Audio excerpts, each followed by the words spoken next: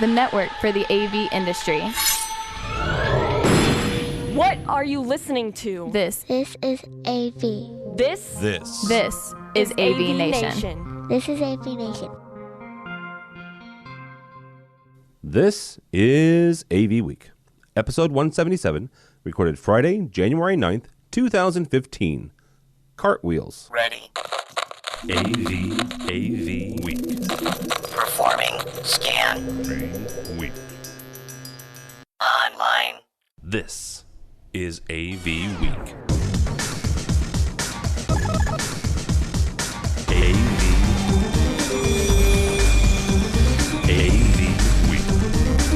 This is AVWeek, your weekly wrap-up of audiovisual news and information. My name is Tim Albright. I'm your host. I do hope and pray that you have made it through the holiday season and you are off and running. It took me until about yesterday to fully get up to speed, but it's what happens when you go off the grid for about 2 weeks. So, with us this week is my buddy, my pal, Mike Shinn from IMS. How are you, sir? Afternoon, Tim. Good to see you. Welcome back. Happy New Year. Thank you. Mike has, for those folks listening in audio land, Mike not only has New York Giants over his right shoulder, but Stewie over his left. So my two loves. Yes. There we go. Also with us is Steve Greenblatt, Control Concepts guru extraordinaire, and also the host and producer of A State of Control. How are you, sir? I'm doing great. Great to be on, and Happy New Year. Happy New Year. Real quickly, tomorrow is round 2 of football, and if you've listened to 5 minutes of this program, you know that I'm a big football fan. All 3 of us are watching someone else. Yes, sadly, yes. Sadly. Steve and Mike are both Giants fans, and I am a diehard Chicago Bears fan. And the day after the season was my favorite day of the year when they fired both the coach and the GM. All right, let's kick this off. There's some really cool, exciting news, at least for me. CES is this week, and one of the best stories, one of the most heart-warming stories. It gives you, it renews my faith in humanity stories. From the folks at Gizmodo, I'm just going to read this title, and I'm going to give it to you, gentlemen. 3D TV is dead. Let's hope smart TV is next is the rest of the story, and then go on to talk about the fact that 3D TV is dead. So, Mike, first let's kick it off with you. Is this a huge? First of all, is this news, right? And secondly, if it is news, why is it dead? Well, it's news, in that it applies to AV technology, and that's about as far as I would summarize it. Why is it dead? It was a fad to begin with. I called it dead when it came out, and I was like, you got to be kidding me. This is nothing new. We went through this in the 50s. It resurged again in the 70s. So what's going to happen in 2033? We're going to have 3D back.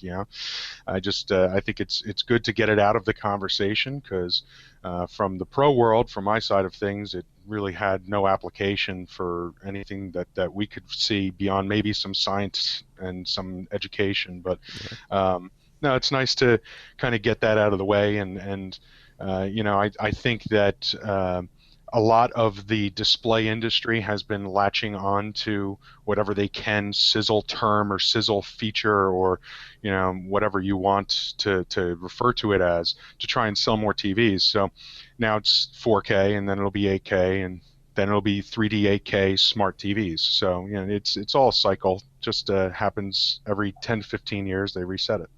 So will it be holographic 3D by 2033 or? That would be cool. I wouldn't mind that. Would be cool. The old for Star Trek fans, that would just be all over the hologram. The Absolutely, go into the holodeck. Yeah. Now we're talking.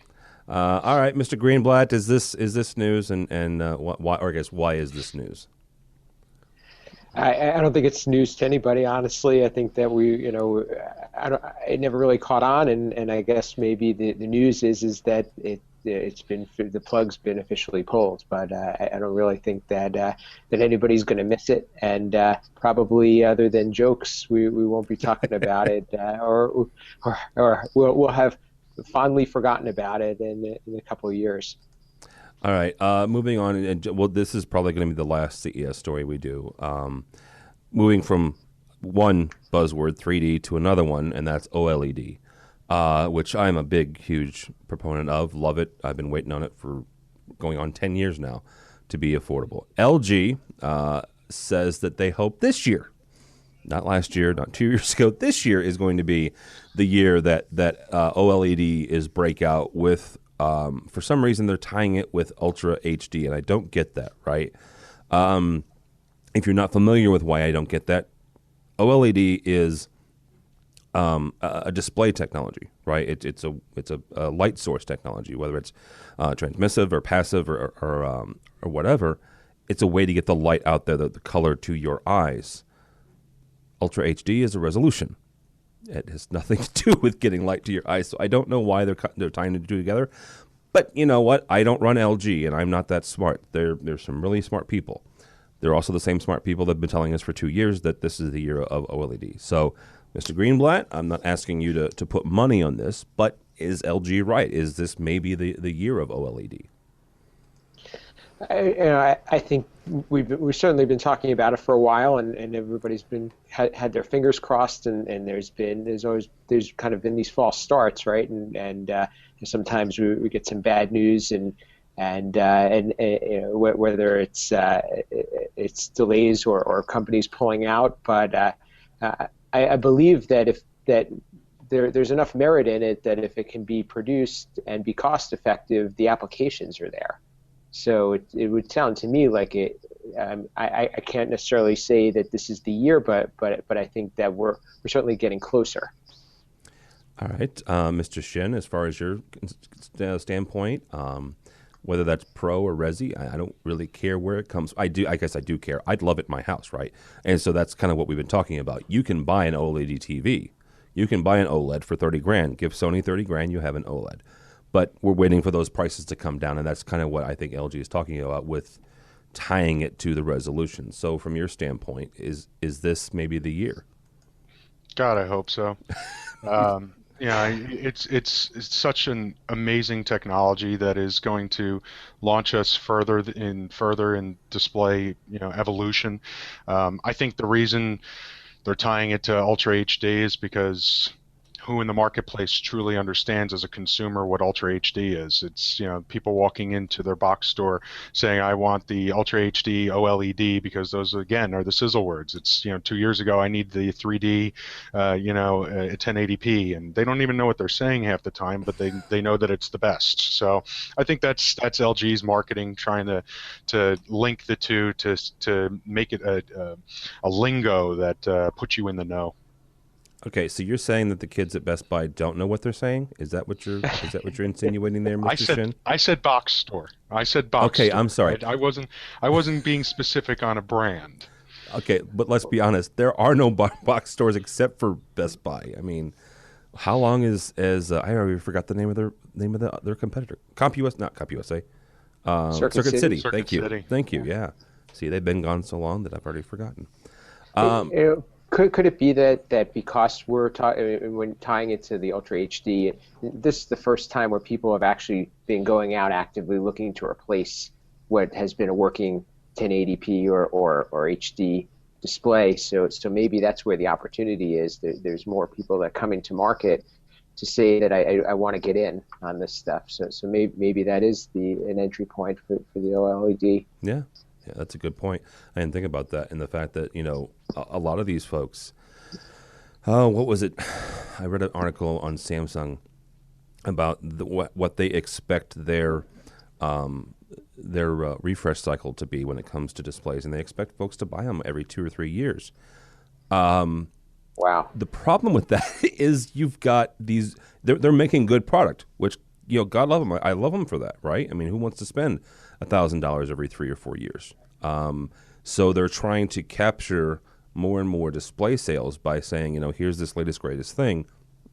Witness 3D, right? Like Mike said, it was a fad, and they were trying to capitalize on and get more flat panel sales. I just really hope that you guys are right, and the LG is right that they really do hit a home run by marrying it, to a new resolution. So.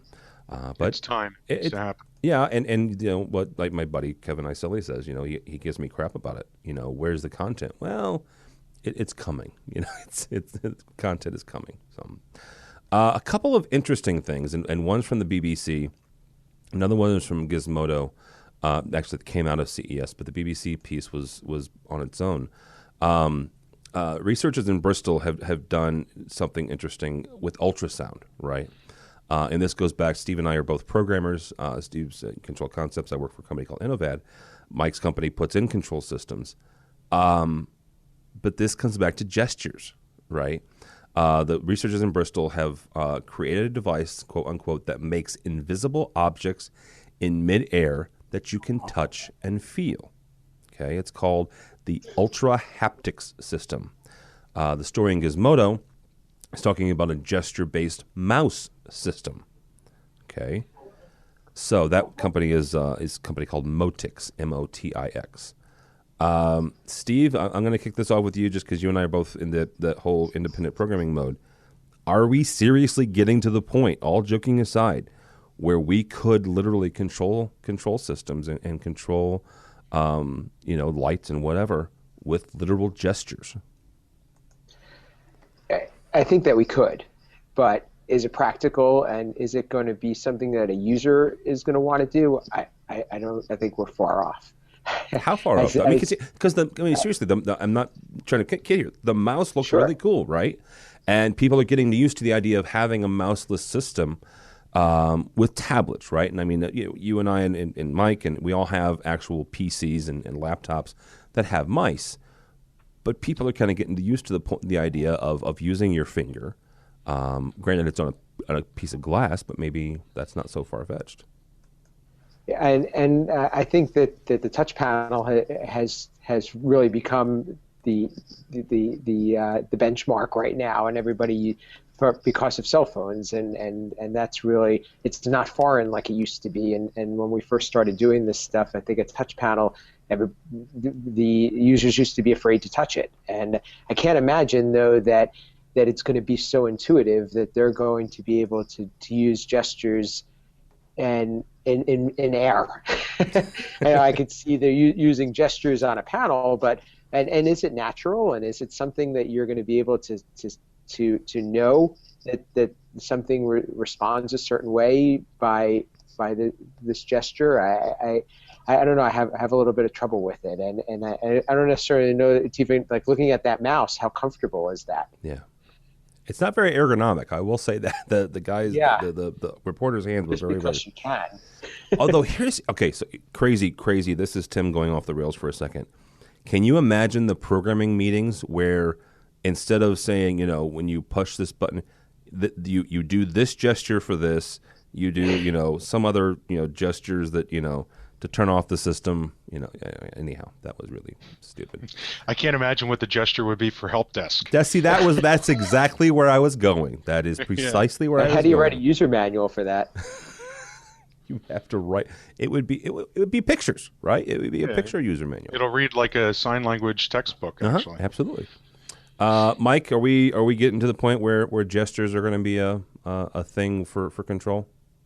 I think you guys, have it dead on that, there's such an extensive amount of interactivity involved with control systems that, you would have to completely learn an entire new language to be able to operate your living room. However, we've seen with Sony, we've seen with Microsoft with their gaming platforms, with their consoles, that gestures can work. And with the millennials and the generation behind them coming up, having those systems and being familiar with certain gestures already that the three of us probably wouldn't even recognize, for being able to turn on a system or start a game or skip to fast forward in a DVD.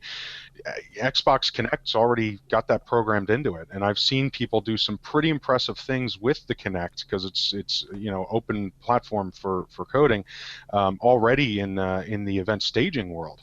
So I think that it's closer than we realize, but it's going to take at least 10, 15 years to fully adopt and get a generation of people on board. Okay, so let me take you one step further with the Xbox. not only are they getting used to the idea of gestures, and granted, it's still rudimentary. They're doing some really cool things. There are some folks that are doing not remote surgery, but some things remotely, right, where they're able to control things. There's Skype on an Xbox, right? When we started AVNation, we did all of our podcasts on Skype, and you had to have a computer, and it was people sitting at their desk, and it was all audio. Now this next generation coming up, which off the top of my head, I don't know what the market share of Xbox and Xbox One is compared to PlayStation. But let's say it's 50-50, right? Let's say half and half. The PlayStation lovers are going to hate me for that one, but you have Skype in your home on your big TV, right? So they're getting already circumnavigating, getting around AT&T and Comcast or whoever else your long distance provider is, and they have VTC in a gaming system. I'm not trying to scare Cisco or Polycom or Life Size, but they have a freaking VTC in their living room in their gaming system. That is freaking huge. Recently, my wife got to go spend some time with her grandmother out of the state. I live in St. Louis. She was not in the same state, and we were talking about how the kids were going to be able to talk to her the week she was gone, and that was one of the things we talked about was putting Skype on my wife's iPad, and just bringing up freaking Skype on the Xbox. It was a perfect solution, So that right there is these set-top boxes and these gaming systems are getting to the point where they're going to start nibbling into the AV space. And then you get into the idea of the CEO saying, I can do this in my home, why can't I do this in my boardroom, right? It's simple, it's fast, it's inexpensive, it's cheap, Skype is free, so I don't know. That's Microsoft's model too, Tim. I mean, they want to own the living room. They already own the corporate infrastructure. It's not going to take much for Skype to talk to Link. And when you get Link deployed at all of these executives, desktops and iPads, well, now it's seamless. Now you are able to just call home real quick and check in on the kids, make sure they got home from school. Mm-hmm. So it's going to have an impact. It really is. Yeah, absolutely it is. All right, Internet of Things is becoming a thing, right? One of the things that came out was this Talks with Nest thing, and actually that started in CEDIA in Denver this year. There was a big list of things that can talk to Nest as well. One of them is a company that does door locks. Another one is a lighting system that does it. D-Link came out with some more cameras that are more security cameras and stuff. Mike, when it comes to pro systems, right, and we kind of already mentioned the whole, I can do this at my house, why can't I do it here? How big of an impact is the Internet of Things going to have, not just the pro environment, but also pro and residential AV, as more and more of these things start talking to each other? Well, Tim, as you know, and Steve, you were there as well at the CI Summit during the panel discussion I was part of. One of the areas that I had said that the industry really needs to get a grapple on and a hold of is looking at control systems beyond just the Trons and the AMXs of the worlds, and looking at alternative solutions for control, whether that be on an Android platform or on an Apple platform. I think IoT is exactly what could make or break that kind of a model in the marketplace. Now in the consumer world, it's booming. You can read an article every day about this brand becoming IoT, that brand becoming IoT. I think if Internet of Things gets adopted by major brands in the consumer world, it's going to seep into the pro world just like everything else does. That's why we have iPads as touch panels now. That's why we have Samsung TVs going up on the wall and in conference rooms. The article I would just side note, what I found really entertaining was one of the products that the Nest will now control is big ass fans, which is a industrial product for warehouses to move air in hot warehouses. And the reason I know this is because IMS has 2 of them in our warehouse. So now I'm entertaining putting a Nest in our warehouse to actually control and become more environmentally sound. But, it's definitely going to have an impact. It's going to take a lot longer than it is in the consumer world, probably a few years before we start to see that. But it does show that our competition now is going to grow. It's where we were seeing fewer and fewer 1, 2-man, 3-man operations. We were seeing fewer and fewer independent programmers entering into the marketplace. I think this is going to open that window wide up and really broaden the impact of just somebody who wants to be an entrepreneur, start their own business, and become an independent contractor. I think that is going to have an impact on it. All right. Steve, this is something that you and I are both watching, very interested at least. Because we're going to have to eventually. I think we're going to have to eventually, connect with these things. What do you think? Where does IoT stand in terms of control systems and Pro AV?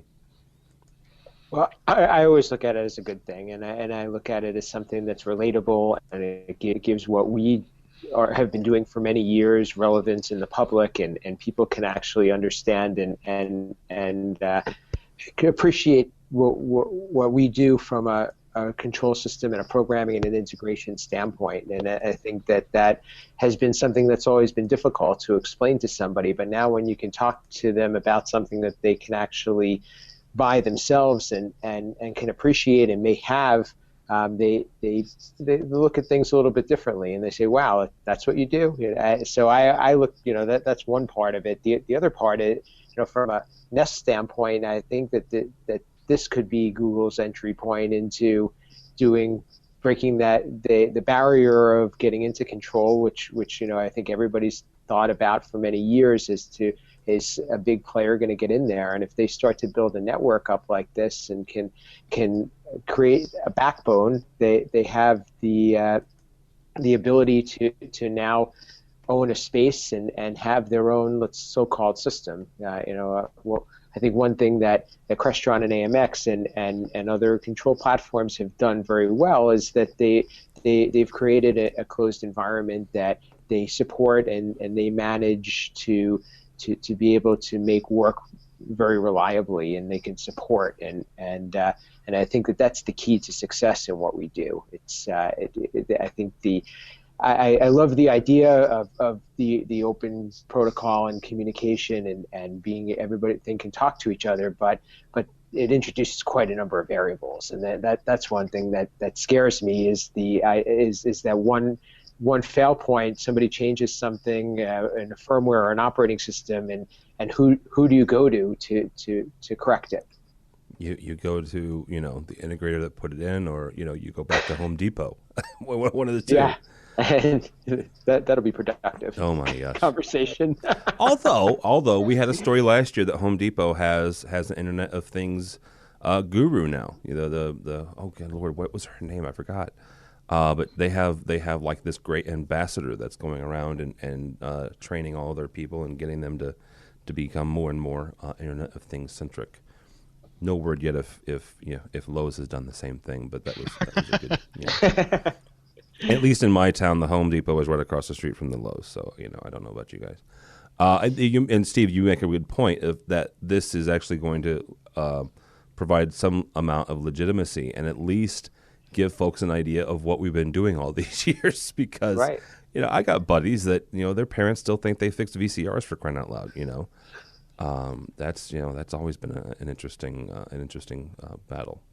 I all right. think it helps that conversation too when you talk to somebody about what is it that they want, because it gives them some type of a reference point. Yeah, absolutely it does.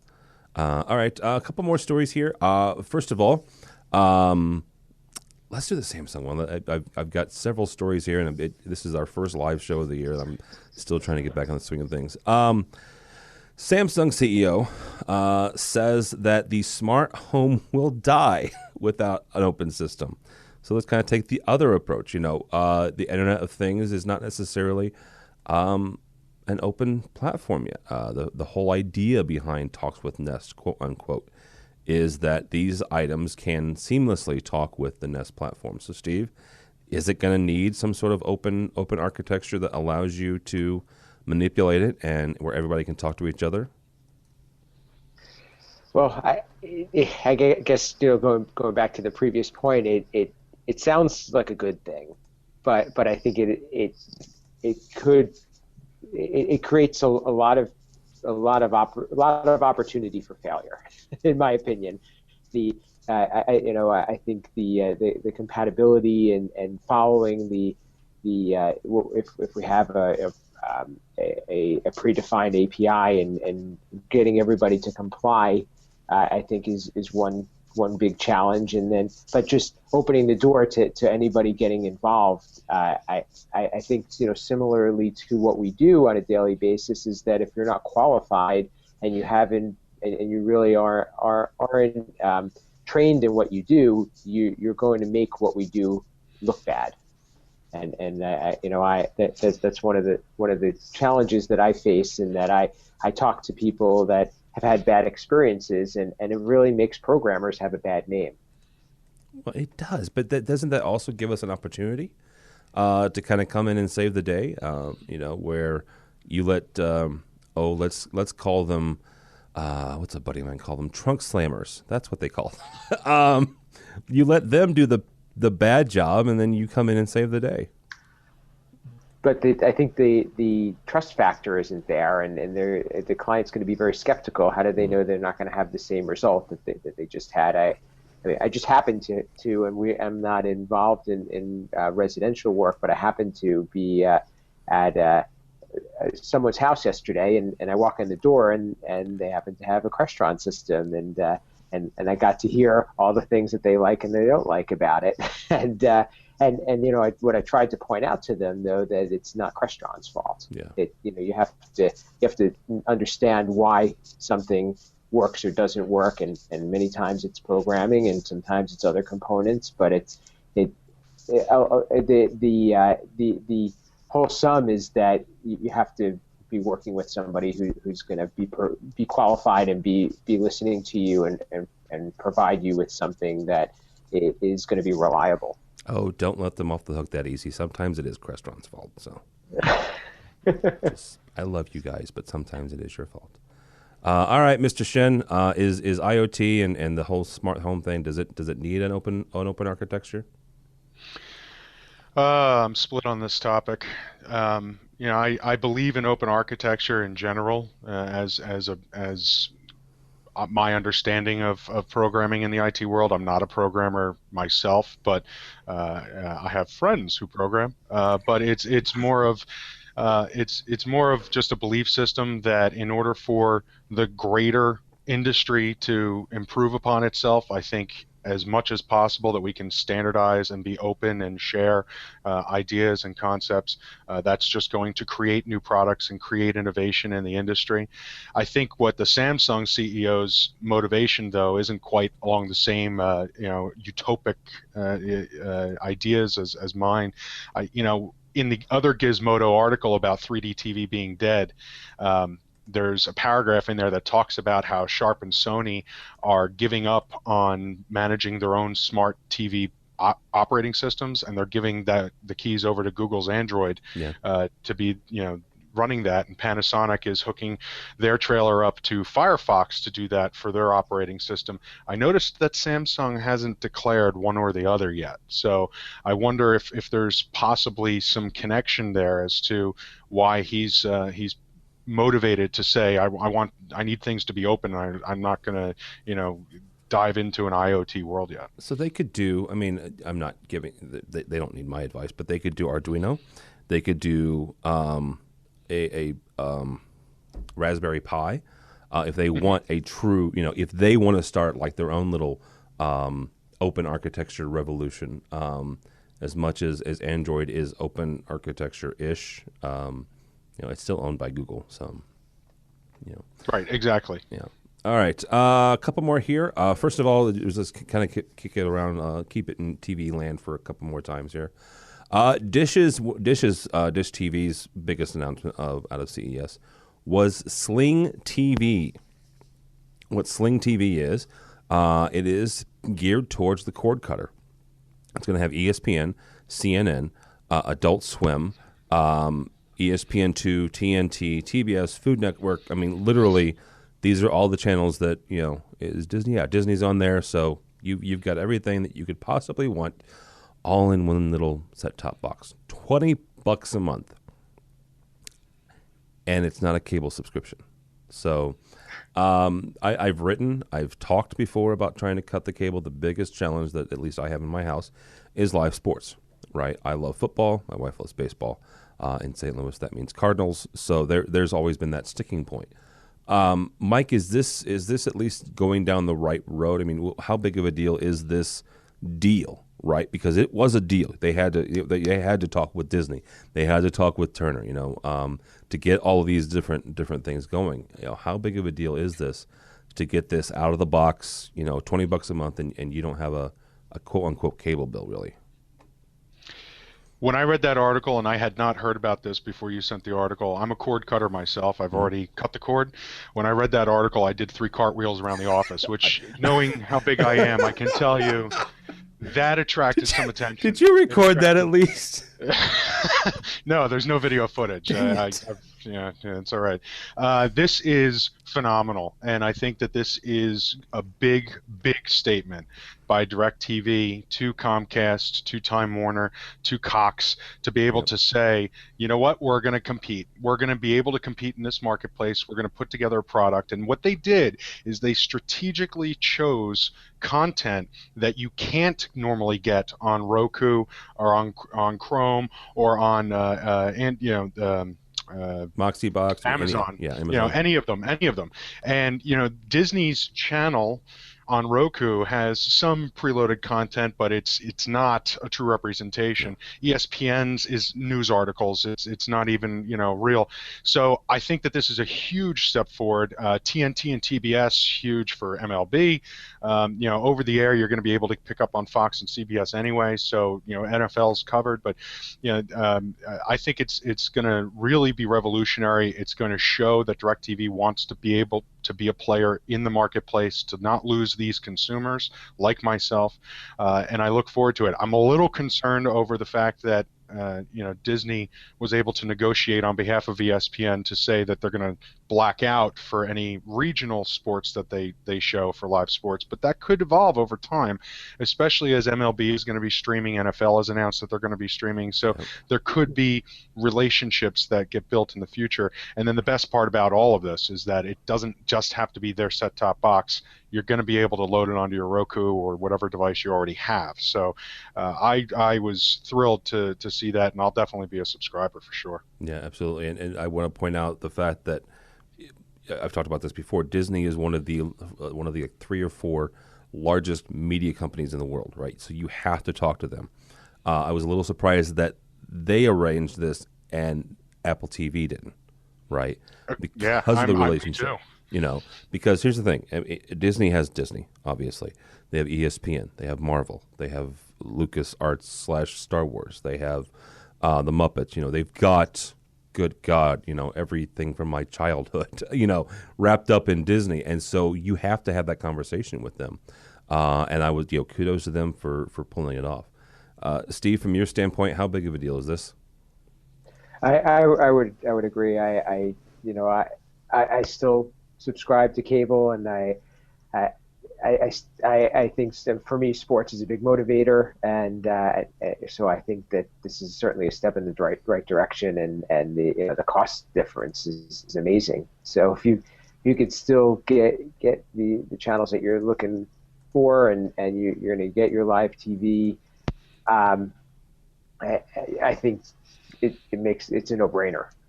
That this is a big step, and it's probably going to knock down some more barriers, and I would imagine that cable is probably going to start to have to reinvent itself, or it's going to get phased out, and some of certainly the younger generation homes. Yeah, absolutely. All right, a couple real quick streaming devices. First of all, Google Chrome, if you're not familiar with that, it's a little not USB, a little HDMI device that you plug into your HDMI connector, and you can stream a lot of things on it. they have announced streaming audio from theirs and kind of a Sonos type, not Sonos, but a Pandora type competitor to that. And then, some of the Google Chrome stuff is they're streaming to actually connected speakers. The other part is that Sonos is adding podcasting. Yay! We like that because it's kind of what we do. Steve, are we getting to the point where this whole streaming audio thing to speakers throughout the house, and throughout the house, throughout the office, is this evolving and maturing, or are we still quite a ways away to where it's going to be in everybody's house? I think it's pretty affordable now, and the things that you can do. I've had Sonos for a few years now, and it's just an amazingly simple device, and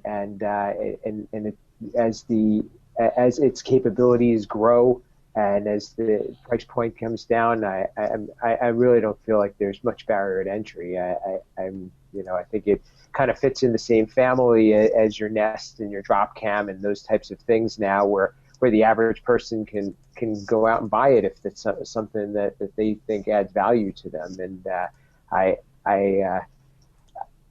to me, it makes a lot of sense. I'm surprised that we're not seeing more Apple getting into the mix, and I know that Apple is. The apps are available for Apple, but I don't see them having a product like that. And it seems like with their infrastructure to be able to connect their devices together, it would make sense to me that they would be also jumping in, being that they're the iTunes and the podcast and that type of thing. I think they were the go-to name that you think of. Yeah. Yeah, I was a little surprised as well, but then you have to have the hardware for it, right? And you have to have the ability to stream to something else. And some folks are tying in to like the AirPlay type things and then grabbing that and then putting it on speakers as well. We talked to a company at Cedia called Rave, not Rave Publications, but a Rave company that they make speakers and they do this exact same thing. They're kind of a Sonos competitor as well. Really cool stuff, company out of Canada. Steve, good Lord, Mike, is this? Are we there yet? Are we evolved enough and mature enough in this technology to put it pretty much wherever we want? Absolutely. I think it's like Steve said, it's affordable. The market entry point is low.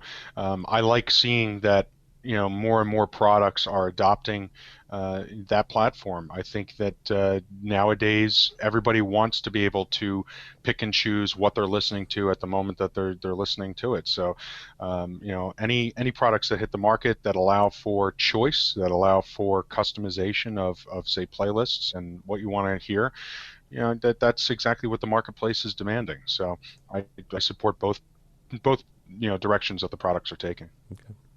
All right. Last but not least, let's tie OLED in with touch panels into control surfaces. This is from our buddies across the pond, innovateonthenet.net. U.S. company Cambrios claims to be able to turn any surface into a touch panel using an innovative liquid containing millions of silver nanowires. An innovative liquid. Steve, you sent me this article, and I about fell out of my chair, brother. Holy cow, there are so many applications for this. I jokingly, kind of a couple of years ago, wrote an article about eventually, if OLED ever became a affordable thing. I jokingly wrote an article about eventually being able to paint on a projector screen. That becomes not just a projector screen, but also the display itself. In talking to education, holy cow, they're there, dude. I mean, they're there. How what is the impact of this thing? I mean, is this going to be things where we can take and create all sorts of crazy molds for our clients that you can if you're work for Apple? Am I going to be able to pour a mold and make them an actual Apple touch panel?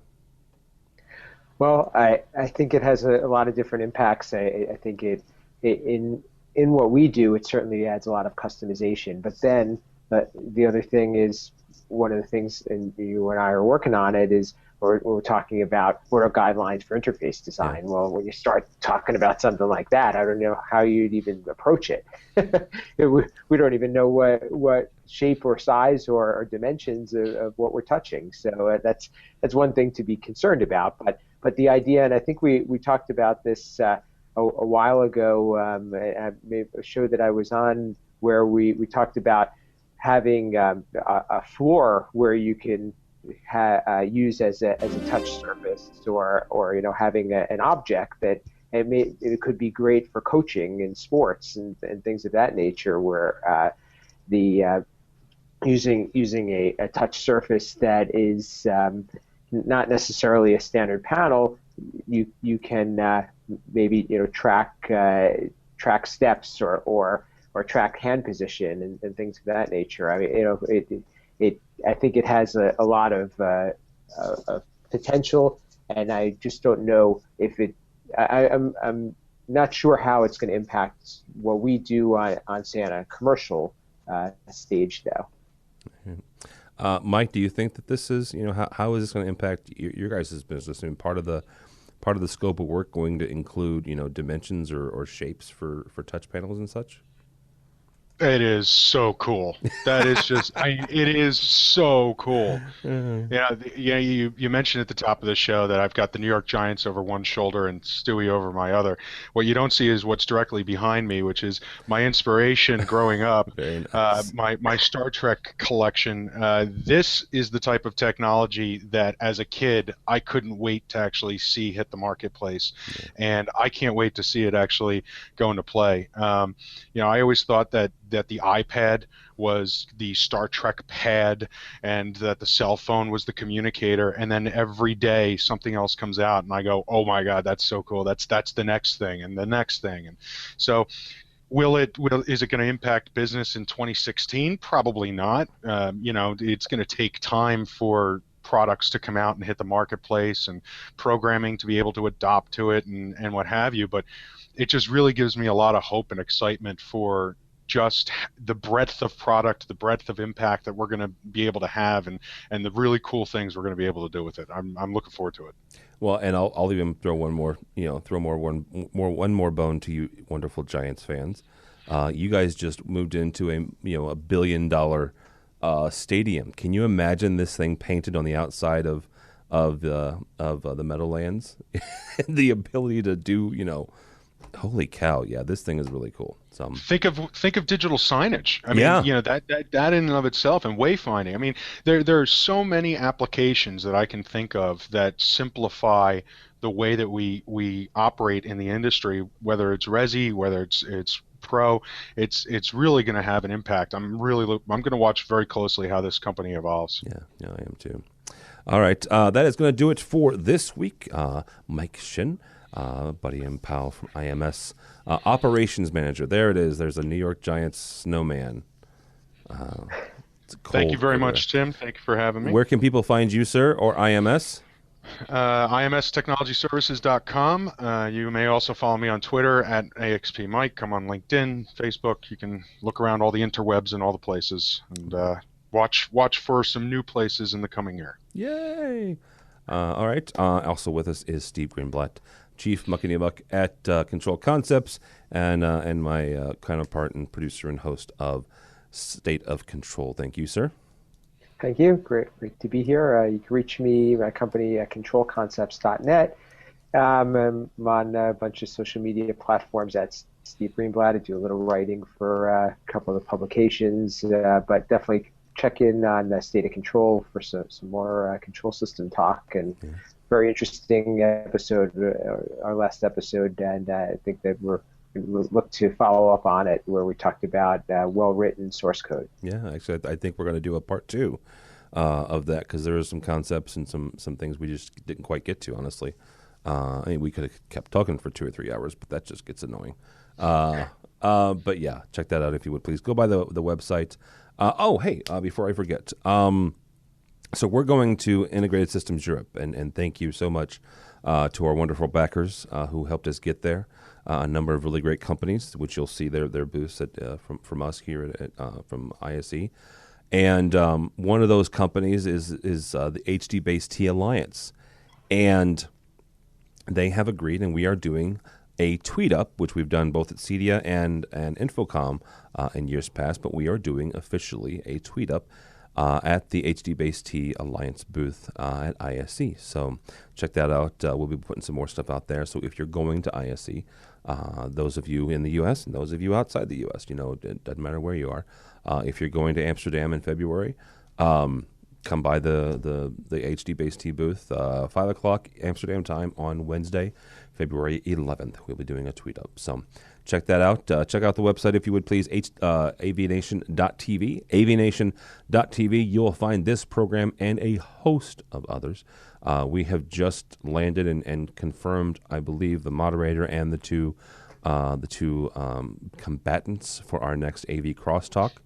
All I'm going to say is you don't want to miss it. I had nothing to do with this. This is all Josh Frago, and he knocked it out of the park. It'll be one for the ages. That's coming up, I believe, next week.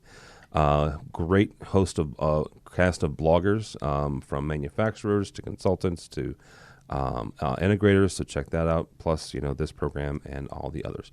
AVNation.tv. AVNation.tv. Thanks so much for listening. Thanks so much for watching. This has been AV Week.